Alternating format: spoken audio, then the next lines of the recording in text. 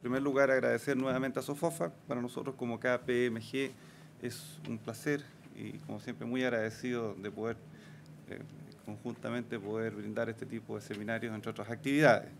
Asimismo, por cierto, también agradecer a Carolina. Yo ya la hemos escuchado, siempre Carolina es un tremendo aporte, ha hecho una tremenda labor y es muy querida por todos nosotros. Bueno, ya señalaba Carolina, me queda bastante poco tiempo, están por razones obvias, pero ya decíamos nosotros que en general, a nivel mundial, todas estas normas de las famosas GAR, que se llaman, ¿cierto? General Anti-Avoidance Rules, en sus siglas en inglés, son bastante usuales a nivel internacional y el gran desafío que han tenido los distintos países es cómo ir implementándolas. La verdad es que a ese respecto ya se señaló Carolina cómo lo fuimos haciendo en Chile y claramente hubo una gran evolución desde cómo partió esta discusión a cómo terminó. Rescatar en lo práctico, porque ya lo ha señalado Carolina, simplemente que lo clave hoy día es el reconocimiento del principio de la buena fe del contribuyente por parte de la autoridad y en segundo lugar, ¿no?, el reconocimiento de la legítima economía de opción. Y esto lo dijimos hasta el cansancio en los distintos grupos de trabajo, asimismo con distintas autoridades, entre ellos el Senado, en que al final del día la primera pregunta que tenemos que hacernos nosotros con este tipo de normas es, bueno, pero ¿qué es lo que queremos con estas normas? La verdad es que queremos evitar el abuso o realmente queremos otra cosa. Porque si nosotros estamos de acuerdo en que lo que realmente queremos es evitar el abuso, tenemos que dictar una norma antiabuso y no una norma cuya complejidad o ambigüedad se preste para un mal uso, más allá que todos confiamos en la buena fe de la administración, pero todos sabemos cómo parten las cosas, más no cómo terminan. Y en ese sentido, esta norma, como se indicaba, pasó todo un proceso hasta que se aterriza con la normativa actual. Tal vez destacar en este reconocimiento de lo que es la economía de opción, ¿no es verdad?, el principio que subyace aquí, y es el principio de poder optar entre las diversas formas legítimas para organizar mis negocios y para poder realizar una serie de actos jurídicos libremente, sin que se cerque, sin que se limite la libertad del contribuyente, en el bien entendido que los efectos de esta legítima economía de opción, como lo dice la ley, siempre que estos efectos sean consecuencia de la ley tributaria. Es decir, lo que me viene a decir la norma es que lo que yo estoy haciendo no se oponga a lo que es la norma en forma expresa o tácita, y eso es lo que tratan tratadistas internacionales cuando hablamos muchas veces de lo que es el fraude de ley, abuso de derecho, etcétera, etcétera. Pues bien, simplemente lo que queremos graficar aquí, para no extendernos mayormente, pero es dar dos ejemplos muy sencillos de lo que es economía de opción o de lo que nosotros visualizamos. El primero que es muy, muy sencillo, el segundo que ya exige un poquito más de análisis, pero claramente para que vayamos entendiendo, y como decía Carolina, aquí todos esperamos que la jurisprudencia de nuestros tribunales, la jurisprudencia administrativa, como asimismo la doctrina, decanten adecuadamente. Estas normas, por su naturaleza, no son simples. Y vamos a exhibir dos casos. El primer caso, ¿cierto?, se trata simplemente de un profesional. No sé si habrá algún médico acá. Bueno, un médico, no sé por qué no cogimos ni abogados ni otros profesionales, pero un profesional médico que tributa como independiente de acuerdo al artículo 42.2 de la Ley de la Renta, es decir, y en función del inciso final del artículo 50. ¿Qué es lo que estamos diciendo? Es el régimen más usual de los profesionales independientes que tributan en base a sus ingresos brutos menos el gasto presunto, con un tope ahí que hoy día más o menos es cercano a los 8 millones de pesos. Pues bien, le fue estupendo a este señor médico y tras algunos años alguien le recomienda y le dice, mire señor, ¿por qué no mejor usted no constituye una sociedad colectiva civil a través de la cual usted vaya a canalizar su actividad profesional de manera tal de que esta sociedad, que va a determinar su renta efectiva mediante contabilidad completa, va a percibir sus ingresos, que hoy día son bastante altos, con lo cual, si es que hoy día nos centramos en nuestro régimen de tributación actual, esto va a tributar en base con una tributación razonablemente más baja a nivel de impuesto de primera categoría, y solamente usted va a tributar cuando retire no es verdad estas cantidades con su global complementario, pensando que estamos todavía, insisto, este es un ejemplo para el sistema tributario actual. Después tendremos que colocar otros ejemplos para el sistema atribuido, qué sé yo, o de la letra B, el semi-integrado. Con lo cual, automáticamente en este escenario, ¿no? Este es un contribuyente que realiza esta reorganización, tiene que contratar contadores, todos saben lo que significa el costo en mantención, patentes municipales, etcétera, etcétera, etcétera. Y la verdad que la única finalidad de hacer todo este tinglado no fue otra que canalizar su actividad profesional de esta manera. ¿Por qué? Porque quería pagar menos impuestos. Y la verdad es que cuando tú lo analizas así, y curiosamente, ¿por qué pusimos una sociedad colectiva civil? Claro, porque alguien me podría decir, no, es que si tú hubieses puesto una sociedad de responsabilidad limitada, tú habrías dicho que la legítima razón de negocio era limitar la responsabilidad profesional de los médicos tantas veces cuestionada. Entonces colocamos este ejemplo clarito con una sociedad colectiva civil, de manera que no haya duda que esto fue nada más que con una finalidad tributaria y que obviamente cualquier paciente mal atendido podría eventualmente demandar a este pobre señor médico. Bueno, dicho eso, no nos vamos a meter con los médicos tampoco. Dicho eso, entonces, si nosotros analizamos cómo está hoy día la norma en que se reconoce la legítima economía de adopción y que la verdad que coloca como piedra angular el hecho de que el ejercicio de esta economía de adopción a través de toda esta serie de actos, etcétera, coloca como requisito el que estos sean efectos, estos actos, sean consecuencia de la ley tributaria, la verdad que debiera quedarnos meridianamente claro que este ejemplo que acabamos de poner se encuadra perfectamente en lo que es la legítima economía de opción del contribuyente. Es decir, el contribuyente tiene el derecho constitucionalmente resguardado, en mi opinión, y más ahora reconocido en nuestro Código Tributario, es decir, de optar cómo reorganizar sus negocios indistintamente que la opción que esté optando le signifique una menor carga tributaria. ¿Y qué es lo que tengo que respetar?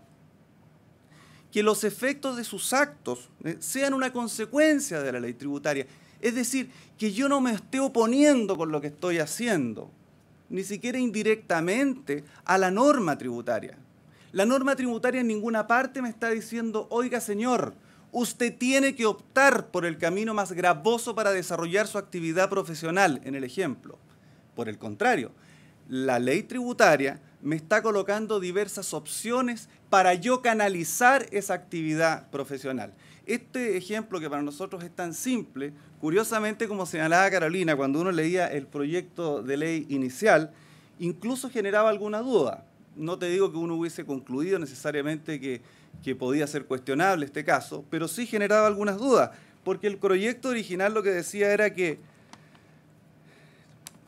para que no sea, no es verdad, para que no sea cuestionado un determinado acto, ¿cierto? Decía, o al revés, existe abuso en aquellas reorganizaciones que concurran las siguientes circunstancias copulativas. Una, que individualmente considerados en su conjunto sean artificiosos o impropios para la consecución del resultado obtenido.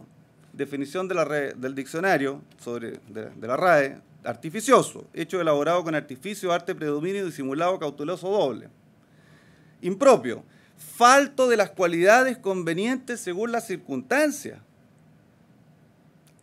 Bueno, ajeno a una persona, cosa o extraña a ella. Alguien perfectamente podría decir, oiga, pero si aquí lo normal es que si usted es un profesional independiente, es un profesional, está prestando su servicio, no es extraño que usted tenga que armar todo este tinglado de sociedades con gasto de contadores, patentes municipales. Lo usual pareciera ser que es esto otro. Y finalmente estaba el requisito de que la utilización no resulte en efectos jurídicos relevantes distintos de los tributarios. Sí, claro, yo lo hice en este ejemplo, esto todo lo hice solamente con el ánimo de ahorrarme impuestos.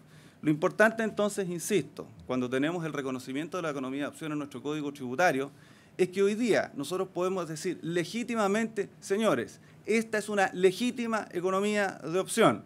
Tenemos un rayado de cancha en este sentido más claro de lo que existía anteriormente, y más allá de las dificultades que, por cierto, siempre van a tener la aplicación de este tipo de normas, nuevamente nosotros vamos a apoyar en que la jurisprudencia y la doctrina vayan de la mano con lo que estamos señalando. Vamos a un segundo ejemplo, que ya es un poquito, con eso terminamos, pero que es un poquito más complejo tal vez, pero que probablemente algunos de ustedes ya lo han escuchado. Y es que En primer lugar, nosotros tenemos una ley que es la Ley de Timbres y Estampillas, y que como todos, o como algunos ya deben saber, este es un impuesto de timbre y estampilla que es eminente, en la mayoría de los casos, es eminentemente documental. Es decir, lo que busca gravar es el documento que esté definido como hecho grabado en la propia ley. Es el documento, y así ha estado reconocido esto por impuestos internos en diversos pronunciamientos. Pues bien, ocurre que uno de los hechos grabados es aquel documento que contiene una operación de crédito de dinero. Hablemos, por ejemplo, de un contrato de mutuo de dinero.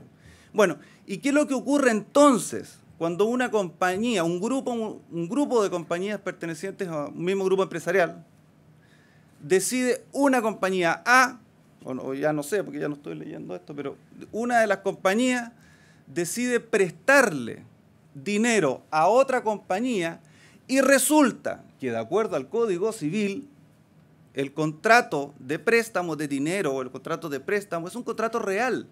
No es un contrato que requiera la solemnidad del documento, más allá de la importancia, como todos sabemos, de este documento, de este contrato como documento, para efectos probatorios o de otra índole. Pero nuevamente aquí estamos hablando de un mismo grupo empresarial, en que la empresa A, que es hermana de la empresa B, tiene un exceso de caja y, como son el mundo de los negocios, dice, bueno, yo le voy a pasar esta caja a la empresa B porque fíjate que estamos justo haciendo una operación y después se la voy a devolver. Si así es el mundo de los negocios, nosotros no podemos entrabar los negocios, digamos. Si no, como digo yo, cerremos entonces todas las oficinas, todas las prácticas, toda la empresa y nos vamos para la casa. Esto es al revés, digamos. La idea es, cobremos impuestos en base a la riqueza que todos generamos. Bueno, entonces, bajo esta idea, lo que se hace efectivamente aquí es, dado que el contrato de préstamo es un contrato que no requiere por ley el documento del contrato mismo, sino que se perfecciona, es decir, nace la vida del derecho por la sola entrega del dinero, bueno, simplemente se decide por el registro contable, el cheque, se pasa el dinero de una empresa a otra y se otorgan instrumentos que no califican como documentos que contengan una operación de crédito de dinero. Normalmente estamos hablando de un reconocimiento de deuda y sin perjuicio de algún tipo de acuerdo global, no referido a una operación puntual, sino que global, referido a lo que son las condiciones de interés, reajustabilidad, etc. Pues bien, nuevamente viene la pregunta, ¿y esto qué es lo que es, señores? Y la verdad que cuando analizamos desde la perspectiva del nuevo Código Tributario 4TER, aterrizamos que nuevamente aquí estamos en presencia de la legítima economía de adopción. ¿Por qué? Pero por supuesto, porque nada impide que yo pueda realizar mis negocios, en este caso un préstamo, por la vía que económicamente a mí más me convenga o por la vía en que tributariamente sea más óptima. ¿Y qué es lo que yo debo respetar? El que los efectos de mis actos sean consecuencia de la ley tributaria. La ley tributaria en ningún momento me ordena a que cuando yo otorgo un préstamo lo deba hacer a través de un contrato de mutuo de dinero. Esto mismo lo ha reconocido en impuestos internos. La ley tributaria lo único que me está diciendo es simplemente, oiga, mire, cuando usted otorgue un documento grabado entre todos los que están acá, se me gatilla o se me venga el hecho grabado con impuesto de timbre en estas condiciones. Con lo cual, claramente en este ejemplo, que ya es un poco más de difícil análisis que el anterior, podemos percibir que nuevamente este tipo de situaciones están amparadas en lo que se denomina la legítima economía de opción. Pues bien, nuevamente quiero agradecer a todos ustedes también por estar acá, habernos acompañado, a nuestros amigos de SOFOFA, y nuevamente estamos todos trabajando para que esta norma en particular continúe por su camino adecuado en lo que es su interpretación jurisprudencia. Entiendo que ahora van a venir 5 minutos para dar algún espacio de conversación. Entendemos que estamos pasados en el tiempo, pero bueno, todos sabemos que este tipo de materias no son fáciles de abordar en términos breves.